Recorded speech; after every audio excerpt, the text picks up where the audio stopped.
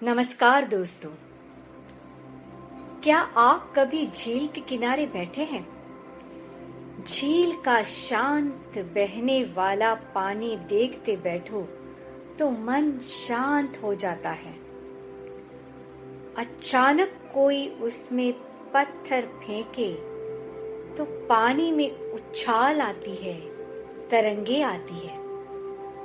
आपका चित्त है वो झील समान। चित्त वो भूमि है जहां हमारे विचार जन्म लेते हैं। चित्त की 5 भूमियां हैं।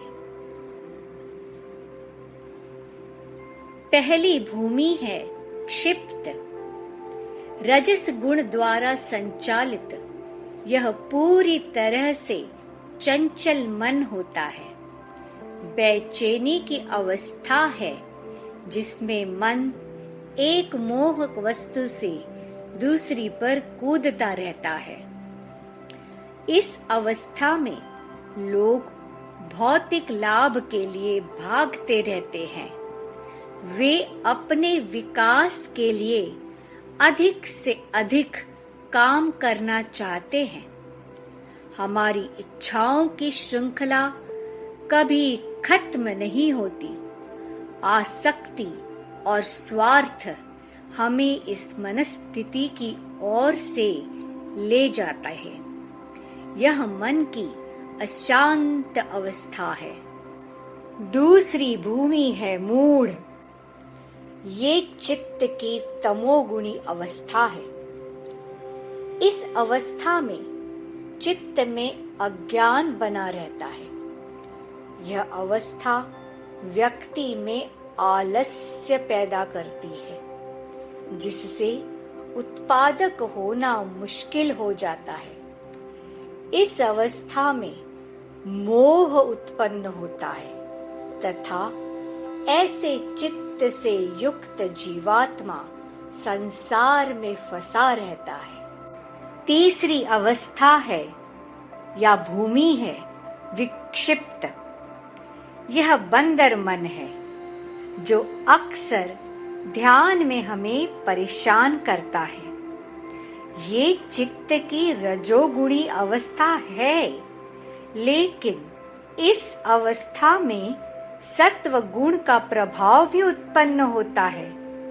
हम कुछ समय के लिए ध्यान केंद्रित कर सकते हैं और सतर्क रह सकते हैं, और फिर कुछ आकर्षण या घृणा हमें विचलित कर देती है और मन भटक जाता है। यह वह अवस्था है जिसमें सत्व गुण हावी होने लगता है। आध्यात्मिकता की खोज में हम एकाग्र होना चाहते हैं, लेकिन हमारा मन स्थिर नहीं हो पाता। चौथी अवस्था है एकाग्र। ये चित्त की सत्वगुणी अवस्था है जिसमें आंतरिक और बाहरी गतिविधियां हमें विचलित नहीं करती और हम किसी भी उत्तेजनाओं से अप्रभावित रहते हुए दैनिक कार्यों पर ध्यान केंद्रित कर सकते हैं। यदि हम विक्षिप्त अवस्था को पार कर लेते हैं तो हम इस अवस्था में हो सकते हैं। यह आध्यात्मिक मार्ग की उच्च अवस्था है, लेकिन सर्वोच्च अवस्था नहीं है।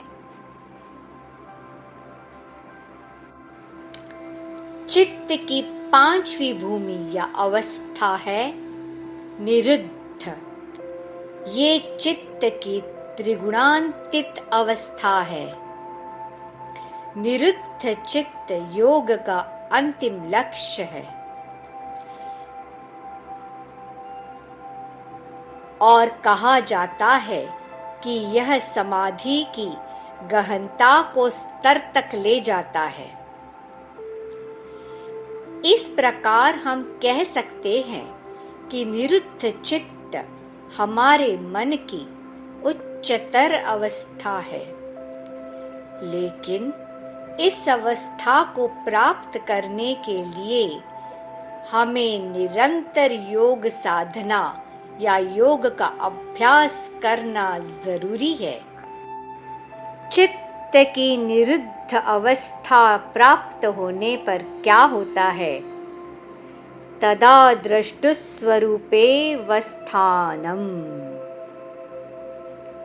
चित्त की वृत्तियों का निरुद्ध होने पर दृष्टा यानी आत्मा या पुरुष अपने स्वरूप को जान लेता है।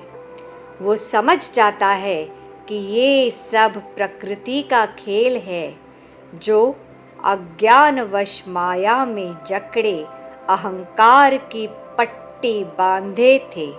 अहम निर्विकल्पो निराकार रूपो विभुत्वाच्च सर्वत्र सर्वेन्द्रियाणाम्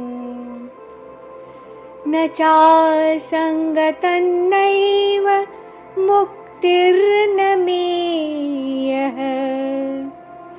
चिदानन्दरूपः शिवोऽहम् शिवोऽहम्।